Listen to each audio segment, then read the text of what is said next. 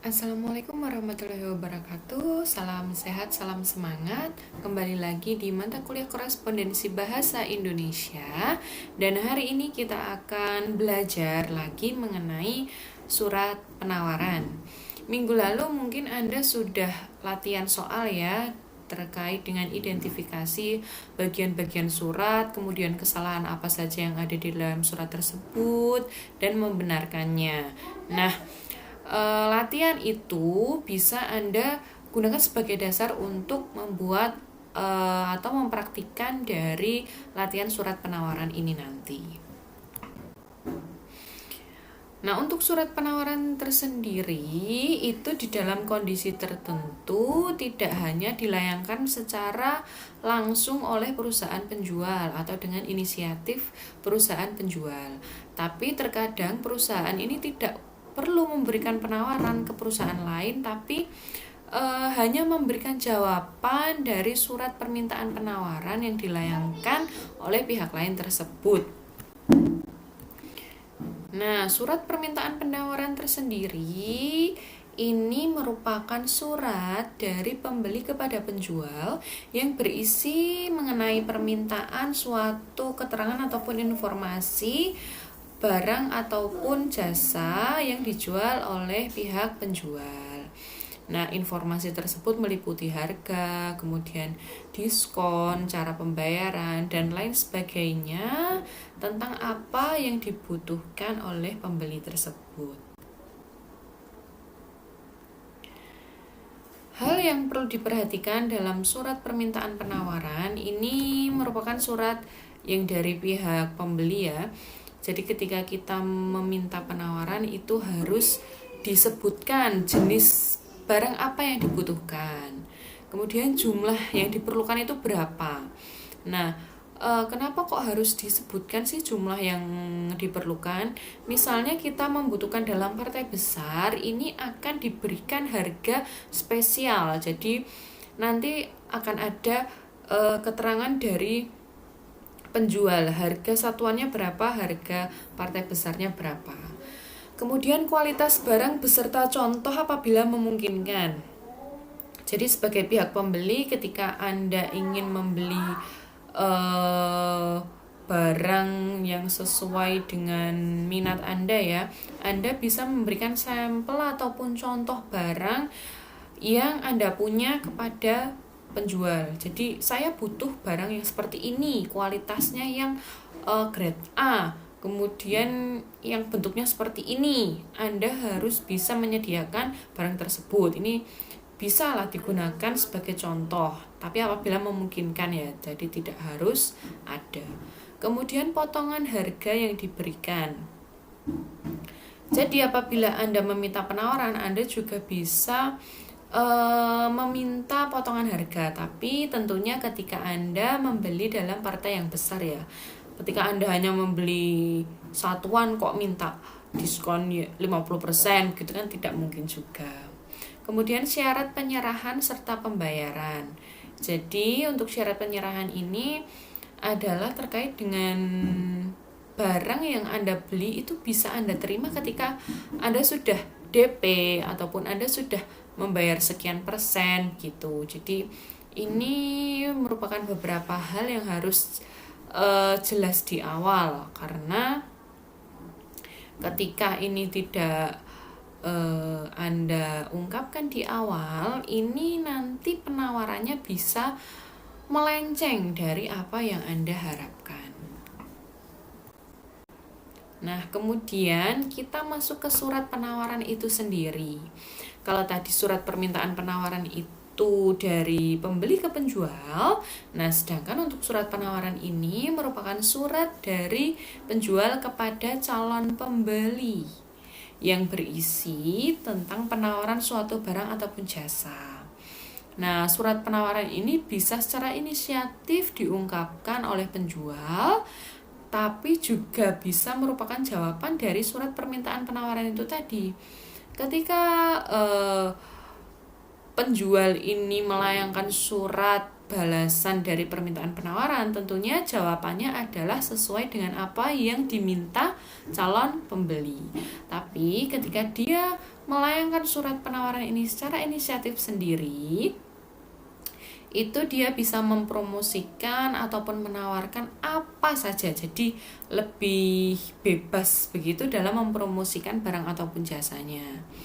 Nah, surat penawaran ini kan juga bisa sebagai sarana ia untuk memperkenalkan produk baru ataupun mempromosikan beberapa produk yang mungkin kalau perusahaan makanan itu ya ketika produknya sudah mau expired itu biasanya didiskon besar-besaran. Nah, ini kan tergantung dari kebutuhan perusahaannya. Nah, ketika surat penawaran itu dilayangkan dengan inisiatif sendiri ya, ini dia bisa lebih bebas seperti itu ketika mempunyai barang mungkin sudah expired, sudah menjelang expired ataupun barang tersebut masih banyak di gudang tapi peminatnya itu sedikit. Ini bisa ditawarkan ke perusahaan yang mungkin membutuhkan dengan harga yang rendah. Nah, ini ada sifat penawaran, ada 3 ya sifat penawaran. Yang pertama adalah penawaran terikat, yang kedua penawaran bebas, dan penawaran berjangka. Dari namanya saja ini sudah jelas ya, ketika terikat pasti ada hubungan yang hubungan yang erat, jadi sebab akibat begitu. Jadi ketika melakukan A maka harus saling memberitahu. Ketika bebas maka dia tidak terikat, jadi lebih fleksibel. Dan yang berjangka ini ada jangka waktunya. Kita bahas satu persatu. Yang pertama, penawaran yang terjadi antara klien dengan perusahaan pengiriman barang. Nah, ini sifatnya terikat. Sehingga ketika nanti dalam perjalanan itu ada perubahan harga maupun jumlah barang, maka jumlah barang dari pihak perusahaan wajib diberitahukan kepada klien, begitupun sebaliknya. Jadi ketika ada perubahan apapun itu harus dikomunikasikan secara cepat. Tapi ini berkebalikan dengan penawaran bebas. Jadi ini tidak ada hukum yang wajib begitu untuk saling memberitahukan. Jadi mungkin ketika di dalam perjalanan nanti ada perubahan harga itu tidak diberitahukan terlebih dahulu, tapi Anda harus membayar sesuai dengan harga yang berubah tersebut. Jadi ketika tadinya 50.000 dikalikan 100 mungkin, kemudian harga berubah jadi 100.000. Nah, ini kan juga dikalikan 100. Nah, ini harga yang Anda bayarkan itu tidak diberitahukan terlebih dahulu, tapi Anda mengetahuinya kemudian. Kemudian penawaran berjangka. Nah, ini adalah berlaku dalam jangka waktu tertentu. Jadi biasanya berlaku untuk penawaran jasa, sehingga kerjasama hanya berlaku dalam jangka waktu tertentu sesuai dengan perjanjian. Nah, perjanjiannya lewat apa? Ini bisa dengan surat perjanjian yang ditandatangani oleh kedua belah pihak. Jadi di dalam surat perjanjian kerjasama ya, yang nantinya Anda juga akan pelajari di belakang, ini ada jangka waktu kerjasama, misalnya 1 bulan ataupun 1 tahun ataupun 5 tahun. Nah, dari surat perjanjian kerjasama ini digunakan sebagai pedoman untuk dia melakukan kerjasama. Jadi ketika nanti mungkin ada permasalahan di belakang, surat kerjasama ini dapat digunakan sebagai bentuk ikatan hukum yang digunakan karena bertanda tangan materai. Nah, ini ada peranan surat penawaran ya. Yang pertama sebagai balasan surat permintaan penawaran. Ini jelas ya, seperti tadi yang sudah saya jelaskan bahwa ketika kita membalas surat permintaan penawaran itu harus sesuai dengan apa yang diminta oleh calon pembeli kita. Kemudian yang kedua sebagai percobaan atau penjajakan dalam rencana pemasaran. Ini apabila suratnya merupakan balasan surat permintaan penawaran, maka isi hanya menjawab dan memenuhi apa yang diminta calon pembeli. Dan bila tanpa permintaan penawaran, jadi ini sesuai dengan inisiatif dari penjual sendiri untuk melayangkan surat penawaran tersebut, maka isinya ini dapat disusun secara lebih bebas, sehingga dia lebih leluasa dalam mempromosikan apa yang dia punya. Kemudian isi pokok surat penawaran yang baik. Nah, ini surat penawaran yang baik itu dia memenuhi beberapa hal berikut. Jadi menyebutkan nama, jenis, mutu, jumlah barang yang ditawarkan. Ini dapat dimuat ataupun dituliskan dalam bentuk kolom begitu ya. Jadi namanya apa, jenisnya apa, mutunya bagaimana, jumlah yang ditawarkan berapa. Kemudian menyebut cara pembayaran yang dikehendaki. Mungkin ini bisa secara cash, bisa secara kredit, bisa DP dulu 20% ataupun 25%. Ini juga menjadi satu hal yang dibutuhkan oleh calon pembeli, karena calon pembeli kan tidak serta-merta harus membayar secara utuh begitu. Jadi mungkin bisa secara kredit. Kemudian menyebutkan cara penyerahan barang. Jadi cara penyerahan barang ini maksudnya adalah ketika Anda sudah membayar DP 25%, maka Anda bisa mendapatkan keseluruhan barang yang Anda pesan. Kemudian selanjutnya untuk pelunasan bisa Anda bayarkan 30 hari setelah barang diterima. Ini mungkin kata-katanya nanti bisa Anda olah-olah sendiri ya secara bagus gitu. Kemudian menyebutkan besarnya potongan harga bila ada. Ketika belinya partai besar ya, mungkin Anda memberikan potongan 20% ataupun 70%. Nah, ini tergantung dengan kesediaan ataupun kebutuhan dari apa yang ditawarkan tadi. Kemudian menyebutkan harga satuan dan harga dalam partai besar. Ini merupakan strategi ya. Jadi ketika mungkin perusahaan Anda memberikan penawaran begitu, Anda berikan opsi harga. Jadi ketika membeli harga satuan ini 2.000, tapi ketika membeli dalam harga partai besar itu bisa 1.500. Ini kan juga merupakan strategi. Jadi mungkin nanti perusahaan lain itu akan membeli dalam jumlah yang besar karena lebih murah seperti itu. Kemudian menyebutkan kemudahan lainnya, misalkan garansi atau servis, ini juga bisa Anda tawarkan ya. Jadi misalnya tadi Anda memberikan penawaran berupa komputer, Anda tuliskan nama, jenis, mutu, jumlah barang yang ditawarkan. Nah, kemudian nanti di bawah Anda berikan keterangan bahwa ketika nanti komputer tersebut rusak itu bisa garansi ataupun bisa diservis selama jangka waktu 2 tahun misalnya, seperti itu. Kemudian ini juga ada hal yang harus diperhatikan dalam membuat surat penawaran.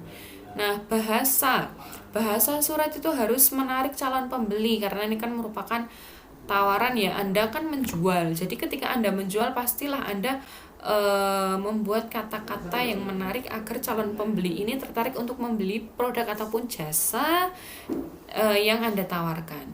Kemudian isi surat harus dapat memberi motivasi pembaca. Jadi motivasi di sini maksudnya adalah motivasi untuk membeli dari barang yang Anda tawarkan. Misalnya ya, perusahaan kami adalah perusahaan pertama yang bergerak di bidang tour and travel di Indonesia. Ini kan juga merupakan kalimat motivasi ya. Oh, ini perusahaan tour and travel yang sudah legend, jadi pasti servisnya bagus.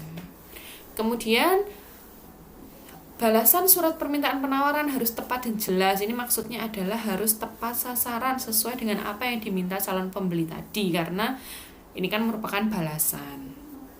Selain itu, sebutkan pula nomor surat dan hal lain yang dianggap penting. Jadi ketika membalas surat permintaan penawaran itu Anda sebutkan sesuai dengan permintaan saudara, sesuai dengan surat nomor 11/2/2021 Anda membutuhkan bla bla bla bla itu. Ini juga merupakan salah satu bentuk penghargaan dari penjual kepada pembeli ya, karena dia sudah membaca dari surat permintaan penawaran tersebut. Kemudian lampirkan keterangan, misalkan brosur, bisa leaflet, bisa sampel. Dan ini juga merupakan salah satu bentuk hal yang menarik. Jadi ketika Anda melayangkan surat penawaran, Anda berikan sampel dari barangnya, ini kan si calon pembeli bisa mencobanya terlebih dahulu. Nah, tapi kita juga harus memperhatikan kualitas dari sampel. Ketika kita mengirimkan sampel itu kualitas grade A, ketika nanti dia pesan, yang diberikan juga harus grade A. Jadi jangan kok sampelnya bagus banget, tapi nanti ternyata yang dikirimkan ketika dia memesan malah barang yang jelek. Ini kan tidak boleh seperti itu ya. Jadi ini bisa menjadi satu hal yang membuat kecewa perusahaan lain, sehingga nanti dia akan kapok untuk membeli di perusahaan kita. Karena untuk surat penawaran ini memang tujuan kedepannya yaitu adalah untuk menjaring kerjasama perusahaan-perusahaan lain. Nah, kemudian silahkan Anda bisa mengerjakan latihan soal ya. Ini sudah ditentukan bahwa Anda sebagai PT kantorku. Jadi Anda yang membuat surat PT kantorku yang beralamat di Jalan Slamet Riyadi, kemudian Anda mengirimkan surat penawaran kepada PT Bimo Center Equipment. Nah, isi suratnya apa? Anda menawarkan tentang persediaan perabot kantor modern, terutama meja dan kursi kantor untuk pimpinan maupun karyawan, lengkap dengan bentuk keterangan bentuk, warna, harga dalam partai besar maupun kecil, dan cara pembayaran. Nah, kemudian surat ini Anda buat dengan bentuk full block style dan dikirimkan hari ini, kemudian ditandatangani oleh pimpinan. Nah, mungkin itu Anda bisa kerjakan dari sekarang, dan Anda bisa mengambil contoh dari sumber manapun, bisa internet, kemudian bisa buku, ataupun sumber-sumber lain yang memudahkan Anda dalam mengerjakan soal ataupun latihan ini. Jadi karena ini latihan pertama, silakan kerjakan sebaik mungkin ya. Nanti akan saya koreksi satu persatu dan kita akan bahas minggu depan. Mungkin kata yang kurang tepat ataupun apa. Nah, itu sebagai acuan Anda untuk melakukan latihan-latihan selanjutnya. Begitu. Jadi ini bisa Anda kerjakan dulu sesuai dengan waktu yang telah ditetapkan ya. Jadi selama perkuliahan ini silakan dikerjakan. Kemudian mungkin itu saja yang bisa saya sampaikan. Mohon maaf apabila ada salah kata. Selamat mengerjakan, tetap semangat dan salam sehat. Wassalamualaikum warahmatullahi wabarakatuh.